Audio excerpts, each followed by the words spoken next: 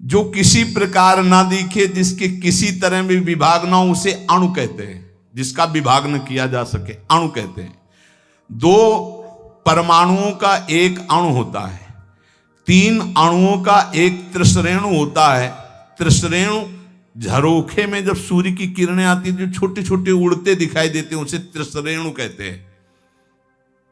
वो इतना हल्का होता है कि कभी पृथ्वी में गिरता ही नहीं, वो उड़ता ही रहता है, वह घूमता रहता है, केवल सूर्य के झरोखे में दिखाई देता है। देखा होगा ऐसे छोटे छोटे कण। जितनी देर में 3 त्रिश्रेणु ऐसे, उसे त्रुटि कहते हैं। 1 2 3 जैसे त्रिश्रेणु हो, एक बिंदु एक बिंदु एक बिंदु, पहला वाला 2 को क्रॉस कर पावे, उसे त्रुटि समय को कहते हैं। ऐसी 300 त्रुटियों का एक बोध होता है, और 3 बोध का एक लव समय माना गया है, और 3 लव का एक निमेष, निमेष कहते पलक झपकने को। ये लव के 3 जोड़े जाए तब निमेष होता है। 3 निमेष का एक क्षण होता है, 5 क्षण की एक काष्ठा होती, 15 काष्ठा को एक लघु कहते हैं, और 15 लघुओं को एक घड़ी कहते हैं। 24 मिनट। 2 घड़ियों का एक मुहूर्त होता है।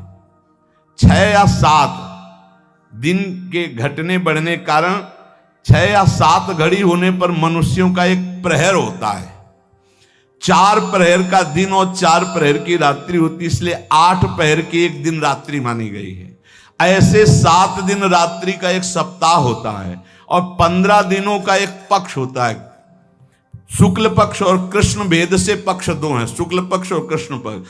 2 पक्ष का एक महीना होता है, और 2 महीने की एक ऋतु होती है, और 3 ऋतुओं का एक अयन होता है। 2 3 6 महीने का उत्तरायण और दक्षिणायन भेद से है, इसलिए 2 अयनों का मनुष्य का 1 साल होता है। इतनी गणना 1 साल।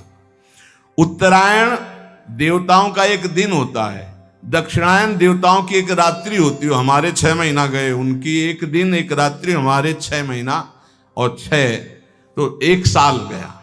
एक दिन रात्रि में हमारे 1 साल गए, उत्तरायण और दक्षिणायन। और जिसे हम वर्ष कहते हैं, देवताओं का एक दिन होता है। देवताओं के 24 घंटे, हमारे 1 साल। देवताओं के 360 दिन का एक देव वर्ष होता है। देवताओं के 360 दिनों का एक देव वर्ष होता है, जिसे दिव्य कहते हैं। देवताओं के वर्षों से 4000 वर्ष का सतयुग होता है। देवताओं के वर्षों से 3000 वर्ष का त्रेता होता है, 2000 वर्ष का द्वापर, 1000 वर्ष का कलयुग। देवताओं के हिसाब से देवताओं का एक दिन रात 24 घंटे, और हमारे 1 साल दक्षिणायन उत्तरायण मिला के, तो 1000 वर्ष कलयुग का। तो जब हमारे वर्षों में गणना की गई तो 4,32,000 वर्ष आए कलयुग के हमारे वर्षों में। ऐसे ये एक युग बीतने के पश्चात दूसरा युग तुरंत नहीं लगता, उसकी संधि को संध्यांश कहते हैं। वो भी समय होता है उसमें। जैसे सतयुग का 800 वर्ष का संध्यांश होगा, सतयुग, फिर 800 वर्ष कोई युग नहीं, संध्यांश, फिर त्रेता युग लगेगा। त्रेता में 600 वर्ष का संध्यांश, द्वापर में 400 वर्ष का, कलयुग का 200 वर्ष का संध्यांश। चारों युगों को मिलाकर के एक चौकड़ी कहते हैं। देवताओं के 12,000 वर्ष की एक चौकड़ी होती, मनुष्य के 33,20,000 वर्ष, 33,20,000 वर्ष की एक चौकड़ी होती है। ऐसी चौकड़ी जब 71 बार बीत जाती तो मनु बदलते हैं। एक मनवंतर में इंद्र, मनु, सप्तऋषि ये बदल जाते हैं। क्या मतलब है, क्या समझो ये सृष्टि का। ऐसे 14 मनवंतर बीत जाते हैं, तब ब्रह्मा जी का एक दिन होता है। 14 बार मनु बदलते हैं, देवराजेंद्र, मनु, सप्तऋषि, एक दिन में ब्रह्मा जी के 14 बार। 33,20,000 वर्ष की एक चौकड़ी। ऐसी 71 चौकड़ी जब बीतती है तब एक मनवंतर होता है। एक मनवंतर में एक मनु, सप्तऋषि, इंद्र ये बदल जाते हैं। ऐसे 14 मनवंतर व्यतीत होने पर ब्रह्मा जी का एक दिन होता, 14 मनवंतर की एक रात्रि होती। एक मनवंतर 33,20,000 वर्ष की एक चौकड़ी, ऐसी 71, तब जाकर के एक मनवंतर व्यतीत। मतलब होगा क्या, मच्छर की तरह है अपने ब्रह्मा जी के सामने। उनमें एक दिन में 14 इंद्र, 14 मनु, 14 सप्तऋषि बदलते हैं ब्रह्मा जी के। वो दिन में काम करते हैं, उसे कल्प कहते हैं, और रात्रि में सोते हैं, उसमें सृष्टि का संहार होता है। इसे प्रलय करते हैं, महाप्रलय नहीं। रात्रि में सब सृष्टि का संहार करके सो जाते हैं। दिन फिर हुआ, फिर काम में लग गए, फिर सृष्टि नहीं रची गई, फिर शाम के विनाश कर दिया। ये लीला ब्रह्मा जी की एक दिन में। तो एक दिन का मतलब समझ दो कितना, 71 चौकड़ी के बाद एक मनवंतर। एक मनवंतर में इंद्र, मनु, सप्तऋषि बदल जाते हैं। ऐसे 14 मनु, 14 इंद्र रोज बदलते हैं। ये दिन की लीला। और रात्रि में सब समाप्त करके सो गए। ऐसे ब्रह्मा जी के 100 वर्ष, 100 वर्ष, ये एक दिन का खेल है। ऐसे 100 वर्ष। जिस प्रकार दुकानदार दिन में दुकान फैलाता और रात्रि में समेट लेता, ऐसे रोज ब्रह्मा जी सृष्टि रचते हैं और रोज रात्रि के समेट लेते हैं। 360 दिन का ब्रह्मा जी का एक वर्ष होता है, 360 दिन। ऐसे वर्ष में ब्रह्मा की आयु 100 वर्ष की है।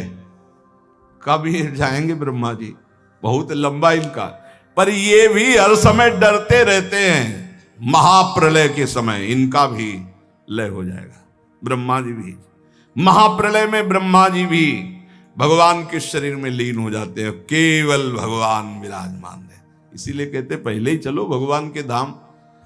बोले जाना तो है भगवान के पास, लेकिन उस समय अज्ञान निद्रा में भगवान में रहेंगे नहीं। ज्ञान से युक्त होकर भगवान में तो नित्य निरंतर धाम, जहां न प्रलय है, जहां न महाप्रलय है। ये बात सुनकर सनातन जी ने कहा, प्रभु आश्चर्य की बात, प्रभु फिर इस संसार से वैराग्य क्यों नहीं हो रहा लोगों को? बार बार जन्म मरण के ऐसे चक्र में, कभी इस लोक में, कभी उस लोक में, कभी इस योनि में, कभी उस योनि में। प्रभु अगर हिसाब लगाते तो हमारी 100 वर्ष की आई तो ब्रह्मा जी के एक लव के बराबर भी नहीं है, करोड़वें अंश के बराबर नहीं। और हम लोग कितना गर्व करते हैं, 60-70 वर्ष जिएंगे। है क्या 60-70 वर्ष? जैसे हमारे सामने मच्छर हुआ मर गया, ऐसे ब्रह्मा जी के सामने मच्छर से भी कम आयु हमारी है। प्रभु ने कहा, हां सनातन, इसी बात को समझ करके वैराग्यवान हो जाता है, जिसको ये ज्ञान हो जाता है। प्रभु ने कहा, सनातन, ये प्राणी जब समझता नहीं है तो क्षुद्र भोगों को पाकर 10-5 लाख करोड़ बहुत बड़े धनी।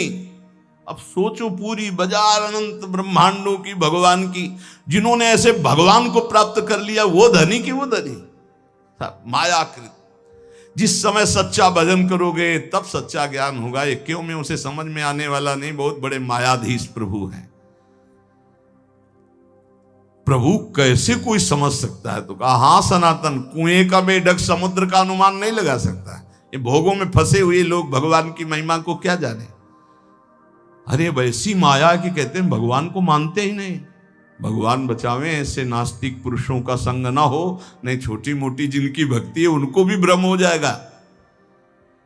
देखो, जिसे तुम अपना एक दिन कहते हो उसी में लाखों जीव जन्मते और मर जाते हैं। ऐसे ही हम ब्रह्मा जी के एक दिन में कितने करोड़ों बार जन्म लेते हैं, करोड़ों बार मर जाते हैं।